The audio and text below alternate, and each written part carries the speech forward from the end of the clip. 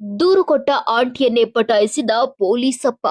ನಾಗರಿಕ ರಕ್ಷಣೆ ಪೊಲೀಸ್ ಇಲಾಖೆ ಕರ್ತವ್ಯ. ಆದ್ರೆ ಓರ್ವ ಪೊಲೀಸ್ ಅಧಿಕಾರಿಯೇ ಪುಟ್ಟ ಸಂಸಾರದಲ್ಲಿ ಮಾಡಬಾರದ ಕೆಲಸ ಮಾಡಿದ್ದಾನೆ.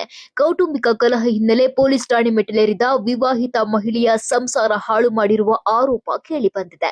ಭೀಮಾಶಂಕರ ಹೋಳ್ಕರ ಎಂಬುವವರದ್ದು ಪುಟ್ಟ ಸಂಸಾರ.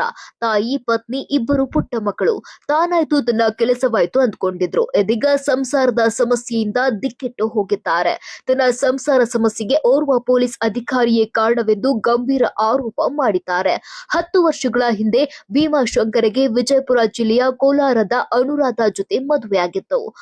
ಆದ್ರೆ ಮದುವೆಯಾದ 5 ವರ್ಷಗಳ ಬಳಿಕ ಗಂಡ ಹೆಂಡತಿ ಮಧ್ಯೆ ಜಗಳ ಆಗಿ ಅನುರಾಧ ಆಲಮೇಲ ಠಾಣೆಗೆ ದೂರು ನೀಡಿದ್ರು. ವಿಚಾರಣೆ ನೆಪದಲ್ಲಿ ಆಲಮೇಲ ಠಾಣೆಯ ಎಎಸ್ಐ ಆಗಿದ್ದ ಮನೋಹರ ಅನುರಾಧ ನಂಬರ್ ಪಡೆದುಕೊಂಡಿದ್ರು.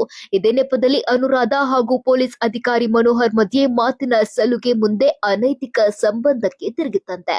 ಅನು ಜೊತೆ ಪತಿ ಭೀಮಾಶಂಕರ ಬೆಂಗಳೂರಿಗೆ ಬಂದಿದ್ದ. ಆಗ್ಲೂ ಕುಂಬಳಗೋಡು ಠಾಣೆಗೆ ದೂರು ಕೊಡಲಾಗಿತ್ತಂತೆ. ಇದರ ಹಿಂದೆ ಪೊಲೀಸ್ ಅಧಿಕಾರಿ ಮನೋಹರ್ ಇದ್ದಾರೆಂಬ ವಿಚಾರ ಭೀಮಾಶಂಕರ್ಗೆ ಗೊತ್ತಾಗಿದೆ. ಯಾವಾಗ ಪತ್ನಿ ಅನುರಾಧ ಹಾಗೂ ಪೊಲೀಸ್ ಅಧಿಕಾರಿಯ ಅನೈಕ ಸಂಬಂಧ ಭೀಮಾಶಂಕರ್ಗೆ ಗೊತ್ತಾಯ್ತೋ ಆಗ ಇಬ್ಬರು ಮಕ್ಕಳನ್ನ ಆಕೆಯ ಬಳಿಯೇ ಬಿಟ್ಟು ತನ್ನೂರಿಗೆ ಬಂದಿದ್ದ. ಆಗ ಮನೋಹರ್ ಆಕೆಯ ಮನೆಗೆ ಬರ್ತಿದ್ನಂತೆ. ಮಕ್ಕಳಿಗೆ ಬೂಟುಗಾಲಲ್ಲಿ ಓದಿತಿದ್ನಂತೆ.